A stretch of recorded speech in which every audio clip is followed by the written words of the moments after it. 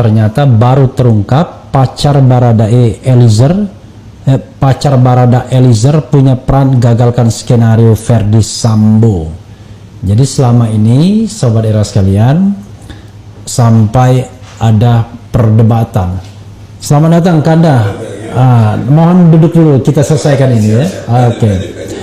Jadi selama ini sebagaimana diberitakan ya, seolah-olah ada saling klaim siapa yang sesungguhnya yang menyebabkan Baradae ini berubah pikiran dari mengikuti skenario Sambo menjadi skenario yang tentu yang dia pahami dan dia lihat sendiri. Jadi bukan skenario tetapi fakta yang dia lihat sendiri ya, sebagai saksi, dan dia sudah mendapatkan status sebagai justice collaborator dari LPSK dan dilindungi oleh LPSK. Diolipa ya, pengacaranya merasa bahwa dia menanam jasa ketika bertemu, berdoa bareng, kemudian dia tuliskan apa-apa. Bareskrim merasa, tim sus merasa berjasa karena dia menghadirkan orang tua.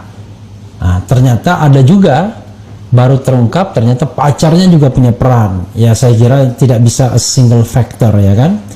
Bahkan LPSK juga memiliki peran, paling tidak mengingatkan mengenai justice collaborator, yaitu bahwa dia bisa diringankan hukumannya kalau dia mau menjadi justice collaborator. Ya anggap saja empat faktor itu paling tidak.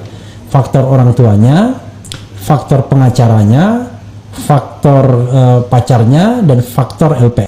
Ketika dipanggil Komnas HAM, Baradae masih tetap konsisten pada pengakuannya ya, pertama kali ya, yang dia dikawal. Luar biasa ya, Barada tapi dikawal oleh sekelas jenderal, sekelas pamen perwira menengah. Beberapa hari kemudian Baradae membuat pengakuan mengejutkan. Ia menembak Brigadir Joshua atas perintah atasan. Pengakuan Baradae menyebabkan skenario Verdi Sambo buyar, gagal total. Verdi Sambo pun ditetapkan sebagai tersangka pembunuhan berencana dengan ancaman hukuman mati. Siapa yang membuat Baradae berubah pikiran dan mengacaukan skenario Verdi Sambo? Salah satunya adalah pacar Baradae, Lili ya. Wah, Lili itu bunga ya. Pengacara pertama Baradae, Diolipa Yumara, mengatakan perubahan terjadi setelah Baradae menelpon Maitua. Maitua adalah bahasa asli Manado yang berarti pacar ya. Peran Lili dalam menggagalkan skenario Sambo diungkap Dahlan Iskan dalam tulisannya berjudul Lagu Sambo Hari Ini. Luar biasa ya. Menurut Dahlan Iskan, pacar Baradae Eliezer adalah gadis Manado. Ia tinggal di Jakarta. Dia pindah ke Jakarta setelah Icat, sapaan Baradae Eliezer, menetap di Jakarta, tulis Dahlan Iskan. Mantan Menteri BUMN ini mengatakan harapan Baradae untuk bisa mempersunting Lili awalnya sirna karena dia telah ditetapkan sebagai tersangka. Pikiran Icat dipenuhi gambaran ia pasti dihukum mati, kata Dahlan. Karena itu Baradae sempat minta pacarnya untuk pulang ke Manado sebab tidak ada lagi yang bisa dia andalkan di Jakarta. Diolipa memfasilitasi hubungan telepon dengan sang Maitua. Targetnya agar Icat punya harapan untuk tidak dihukum mati. Asal ia mengaku terus terang seperti apa kejadian sebenarnya di Duren 3, kata Dahlan.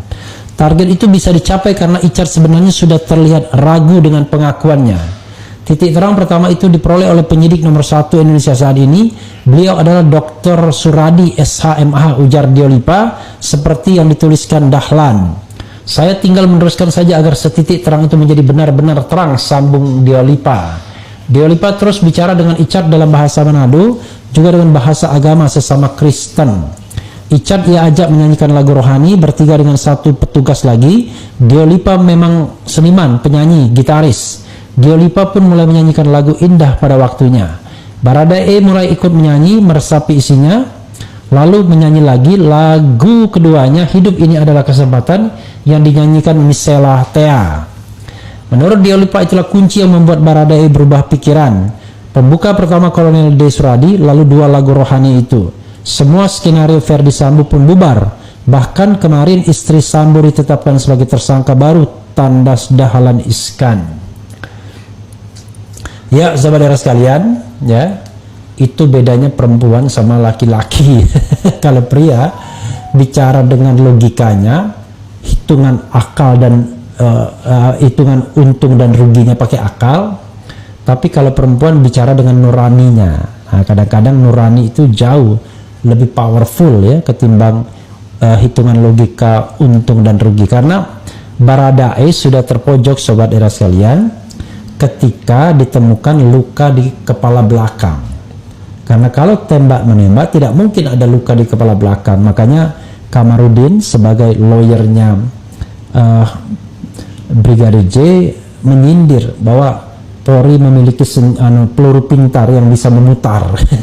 Peluru pintar yang bisa memutar ya. Padahal orang tahu kalau ada tembakan di kepala belakang ya pasti tembaknya dari belakang.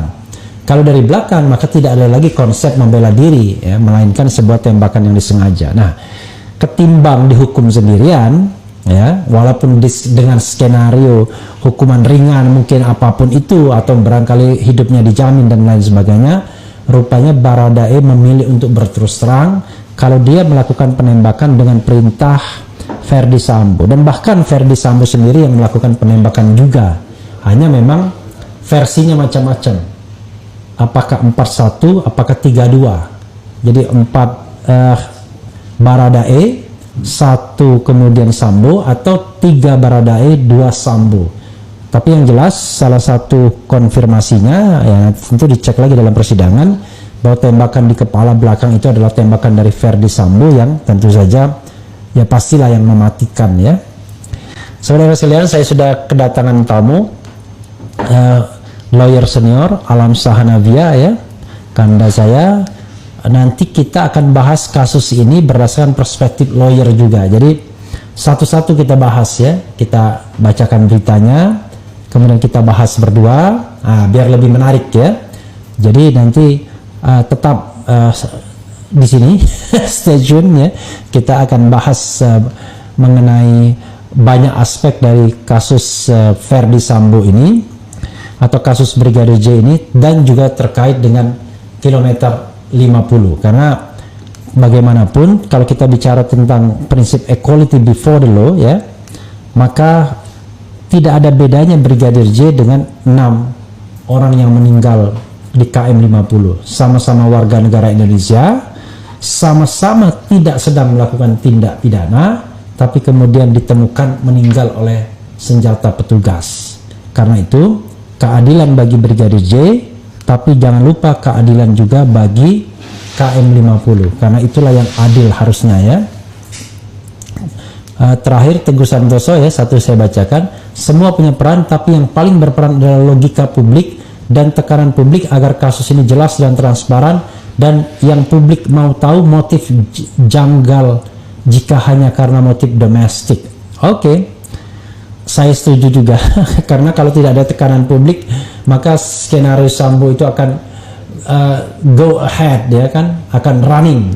Tapi karena ada tekanan publik, dan jangan lupa ada tekanan publik dan ada kemauan kekuasaan atau goodwill atau political will Presiden Jokowi yang itu tidak ada dalam KM 50. Itu saja saudara sekalian, mudah-mudahan semuanya berjalan baik, termasuk reformasi di tubuh Polri yang penting kita kawal juga ya, karena dengan isu judi, konsorsium dan lain sebagainya ini makin menunjukkan wajah buram